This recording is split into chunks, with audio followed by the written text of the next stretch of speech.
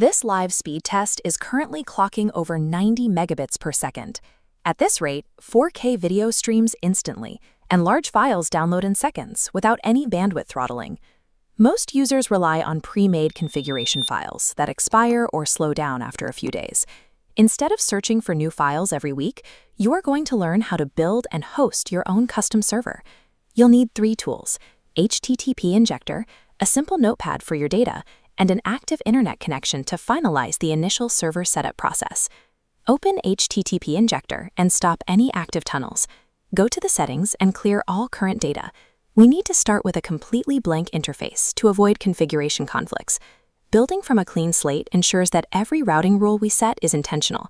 This gives you direct oversight of both your connection speed and your data path. Open your mobile browser and navigate to the SSH provider site.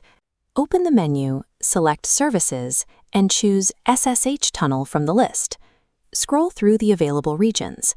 A United States-based server is usually the best choice for balancing low ping times with a stable, high-bandwidth connection. Select a server with open capacity. Enter a custom username, set a password, and complete the CAPTCHA to generate your specific server instance. The website will display a text block containing your account details. Highlight the entire block, copy it, and paste it into your Notepad app for reference. Within that text, identify the expired date. This tells you exactly how many days this specific server will remain active before you need to generate a new set of credentials. Staging this data in a notepad first creates a reliable reference point. Since the app requires exact strings, copying and pasting from here eliminates the risk of manual typing errors during the transfer. Switch back to the HTTP Injector app. Tap the 3-line menu icon and select SSH Settings. Copy the SSH host string from your notepad and paste it directly into the app's host field. In the port field, enter 443. This is the standard port for encrypted traffic. Next, copy your generated username and password and paste them into the corresponding fields. Your server credentials are now staged within the app. However, the tunnel cannot be established yet because we still need to define how the data is routed through the proxy. Return to the app's main screen.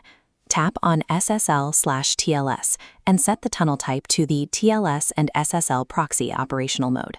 Tap the proxy settings and manually type the proxy URL. It is important to type this carefully to ensure there are no hidden spaces before setting the port to 443. In the SNI field, paste the same SSH host string you used in the previous step. Now we must configure the payload. This is the script that instructs the app how to format your data so the network accepts the connection. Look at the bracketed sections of the payload script. Copy your SSH host and place it into the first slot.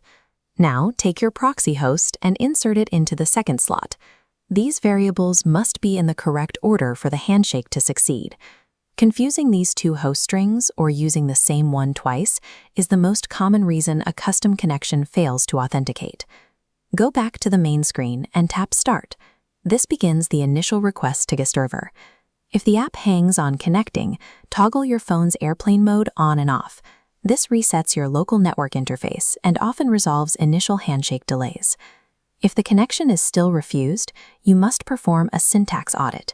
Open your settings and check every manually typed string against the data in your notepad. In this case, the audit reveals a typo in the proxy URL.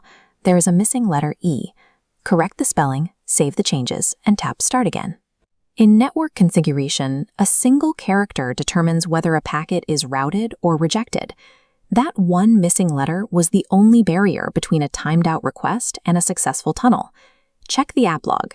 You will see a series of status codes followed by the Connected indicator, confirming that the SSH tunnel is now fully encrypted and active. Opening a speed test shows the needle immediately climbing. We are seeing high-speed throughput on a server you built from scratch. You now have the skills to repeat this process. When your current account expires, you can generate a new server and update the app settings in less than 2 minutes. If these steps worked for your device, give the video a like and subscribe for more payload configurations. If you have a specific error code in your log, describe it in the comments for troubleshooting help.